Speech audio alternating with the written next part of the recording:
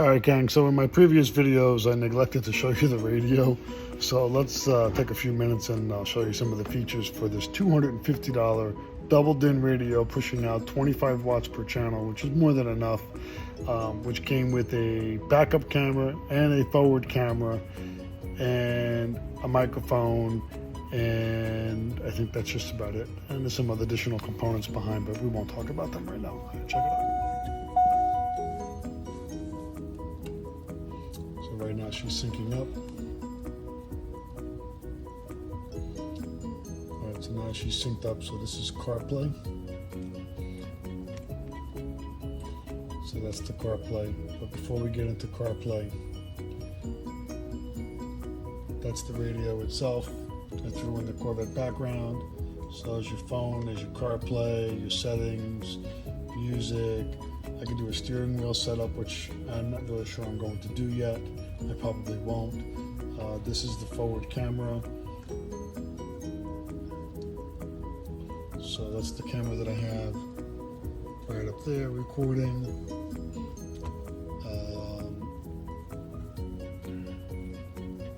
So it's full Android, so I can install apps using the Play Store, YouTube, Google if I set it up for Wi-Fi. These are all the different settings.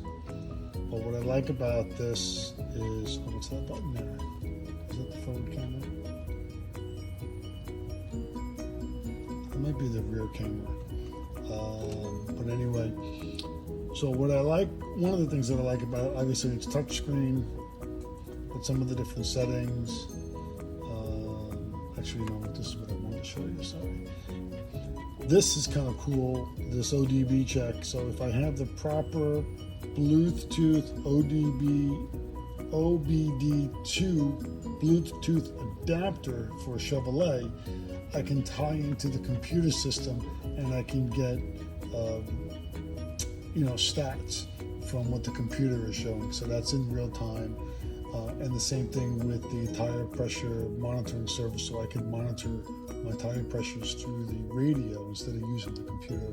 Obviously Pandora, a few other things, pictures, and a few, it's got pretty much everything you can think of. But what I like about it is cool. I can set up my equalizer, so I can tune the radio to my liking based on positioning of the speakers and so on and so forth.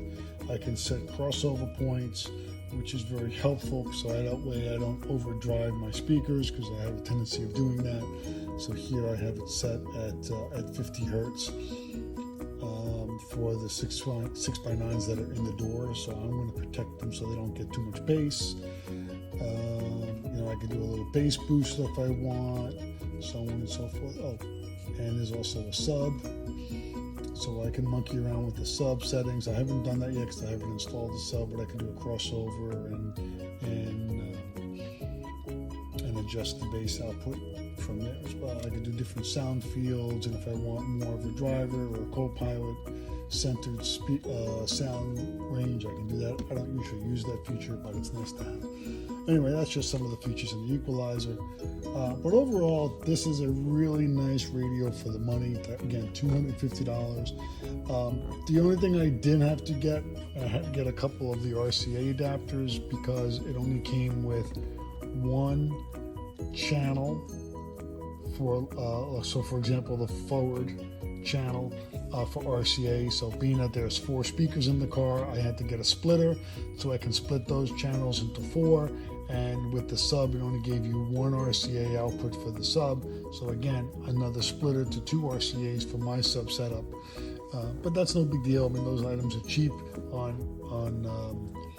Amazon.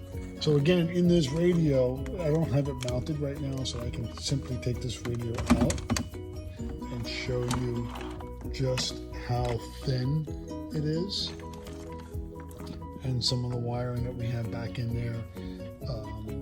And I also purchased a WireHarness for the car. That's the white connector there, which gives me power and ground and the accessory wire. So in this car, you have to run a separate accessory wire where the ignition is turned on. It provides power. This connector did not have it, so I go to turn the radio on and I got nothing. I was like, oh, wait, what's going on here? So I had to run a separate wire, and that's the orange wire or yellow wire that's underneath the passenger compartment side. There's 3 wires there. Just seek out which one you need to get the accessory power. And that's pretty much it for the radio. I just wanted to give you guys a quick little update on where we are with that. It's pretty easy install. Again, inside these radios, there's 2 brackets that are horizontal. You will need to cut both of those brackets out in order to lower the HVAC control system. You don't need it for this particular radio really because it's so shallow, but because of the additional brackets that I put on, I didn't have enough clearance, so I did have to cut them out. There's a video out there, a couple of guys that have already done it. I didn't bother doing a video on it. It was pointless. Plus I got lazy and I totally forgot to set up the camera, but that's besides the point. Yeah, so there's my radio setup in the making. So, and again, I'm going to put some tweeters up here in the pillars, and I'm probably going to cover this in suede.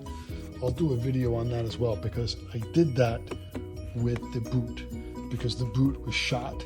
So I got out my sewing skills and I sewed up a nice little suede boot. That's real suede, people, not microfiber. I probably will do the same for the emergency brake handle as well. But I have to make a trip down to West Palm to get some more leather at the leather shop. And at the same time, I'll get some more leather for the pillars. So that'll add a little custom touch. I don't know, I might do a leather insert also for the seats when I do the seat. So that'll be a nice little touch. We'll see. I have a guy that I can do it on eBay that said he could add the leather insert.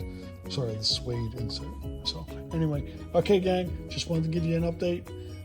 More on that coming soon, but not today. Maybe in another couple of weeks. Maybe in April, I'll post another video on where we're at with this bad boy. All right, catch you later.